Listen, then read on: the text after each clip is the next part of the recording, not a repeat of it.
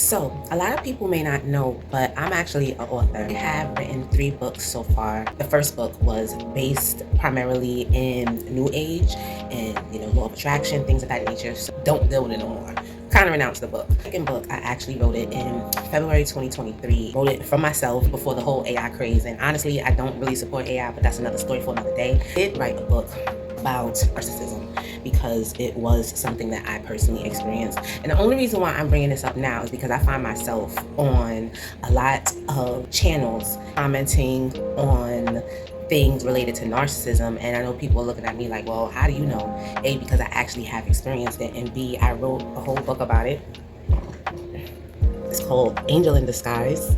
It was me detailing my personal experience dealing with a narcissistic relationship. I don't want to say, he was a narcissist all the way because A, I'm not a doctor. I'm not here to diagnose anyone, but I am just documenting my personal experience with the whole situation. In my research, it was very interesting because I'm gonna be honest with you, when I was in this relationship, I didn't even know what it was. I didn't even know what narcissism was. So it just blew me away to know that this was a real thing, because I knew that a lot of the things that I was experiencing in that relationship, I had never experienced it before, and it was just very abnormal to me. So it made me dig deep and in doing my research. And in doing my research, I just started writing because I'm a writer and I love to share, and I just wanted to document my own personal situation and my personal experience with it. What I want to do, read a few snippets out of the book, people an idea of what narcissism is, how I got entangled into it, some of the things that I saw, some of the stages that you go through when you are in this type of relationship.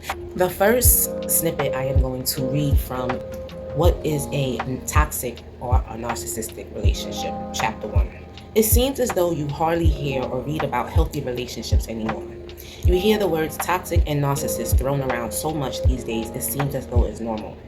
Social media does its share of glorifying unhealthy relationships because they seem exciting. So I'm not going to read all of that, but what I do really want to touch on today is the 5 different types of narcissists, because people throw the word narcissist around, not realizing that there are truly 5 different narcissistic personality traits. 1, being a covert narcissist. A covert narcissist, they're known as closet narcissists. This is because they display subtle and negative passive behaviors. They often manipulate emotionally, neglect, blame, or shame their victims to get what they want and keep the focus on them. They also see themselves as victims when being accused of things. The second type of narcissist is an overt narcissist.